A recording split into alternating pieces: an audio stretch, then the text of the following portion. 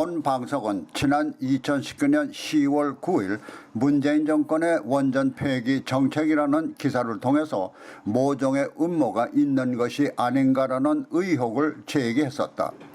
그것은 기존 원전과 건설 중인 원전을 중도 포기하는 데 따른 경제적 손실이 엄청날 뿐만이 아니라 산업 현장의 타격까지 감안한다면 더 어마어마한 손실이 따를 것임에도 불구하고 전면 폐기하겠다는 의도의 의구심을 가졌기 때문이다. 특히 그들의 편인 좌파 진영에서 안전 문제를 들고 나왔지만은 세계적인 안전성이 입증되고 있을 뿐만이 아니라 문재인 자신도 해외에서는 남한 원전의 안전성을 홍보하면서 왜 국내에서는 정반대 행동을 하고 있는가에 대해 더 큰 의혹을 가져온 것이 사실이다.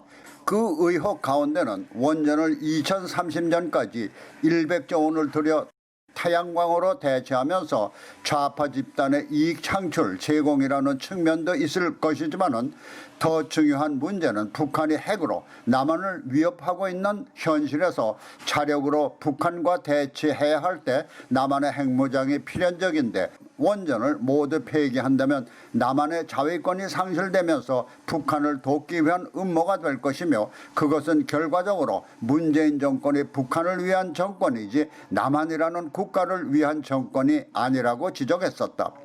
그런데 그와 같은 예측과 분석이 남한에서 발행되는 일간 조선일보의 단독 보도를 통해서 사실일 수도 있다는 것이 드러났다. 2020년 11월 23일자 조선일보는 월성 원전을 세운 남한의 산업통상자원부, 북한은 원전 건설 지원 추진했다라는 기사를 통해서 문재인 대통령과 북한의 김정은 국무위원장이 남북정상회담 직후인 2018년 4월 27일과 2차 정상회담 직전인 5월 26일 사이 현 정부는 탈원전 정책을 밀어붙이며 새 원전 건설은 없다고 했으나 북한에는 원전을 새로 건설해주는 방안을 비밀리에 검토한 것으로 보도했다. 특히 북한의 원전 건설을 계획한 시기가 2차 남북정상회담이 열린 2018년 5월 말 전이고 산업통상자원부가 1차와 2차 정상회담 전에 북한 지역 원전 건설 관련 보고서를 집중적으로 만들었다면 2차 정상회담 때 이 계획을 김정은에 알렸을 것은 당연하다.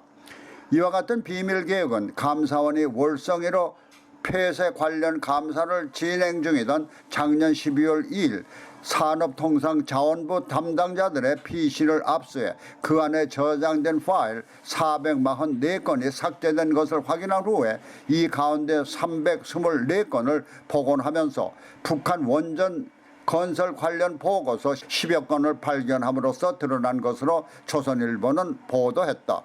북한에 원전을 건설해 준다면 그동안 북한에 퍼주지 못해 몸살을 내는 정권이 원전 건설비를 남한에서 부담할 것은 당연할 테고 남한의 우수한 원전 기술도 전수할 것이고 보면 핵무기의 원료가 되는 플루토늄도 북한이 생산할 것은 당연하다. 만일 북한에 원전을 건설해 줄 만한 국가적 이익의 차원이 있다면 그것이 국민들의 세금인 국가 예산으로 충당할 것이고 국민 세금과 함께 국가 안보를 돈까지 주어가며 북한에 넘겨주게 되는 것으로 이와 같이 중대한 사안을 비밀로 계획할 것이 아니라 국민적 여론을 수렴해야 당연한 것이다. 이렇게 보면 이와 같은 사실은 남한 대통령 문재인이 취임 전이나 취임 후 줄곧 남한의 원전을 깡그리 없애기로 하면서 왜 북한에 길을 쓰고 원전을 건설해 주려 했을까에 의문의 여지가 많은 것이다. 만일 핵으로 무장한 북한에 같은 핵으로 대처해야 한다면 원전을 통한 플루토늄 생산이 필수 불가결한 것인데 원전을 모두 폐쇄한다면 남한은 플루토늄 생산은 불가능해지며 원전이 없는 남한은 핵무기를 보유하기도 힘들다. 반면 북한은 원전을 통해서 자유자재로 플루토늄을 생산함으로써 남한보다 더 전략적 우위에 서게 될 것은 당연하다. 이렇게 되면 남한은 핵무기를 보유하지 못하면서 북한에 굴복할 수밖에 없는 안보의 약점을 갖게 된다. 만일 문재인 정권의 핵폐기 음모가 이런 것이라면 본 방송이 지난 2019년 10월 9일 지적한 음모론이 사실일 수도 있다는 것이다.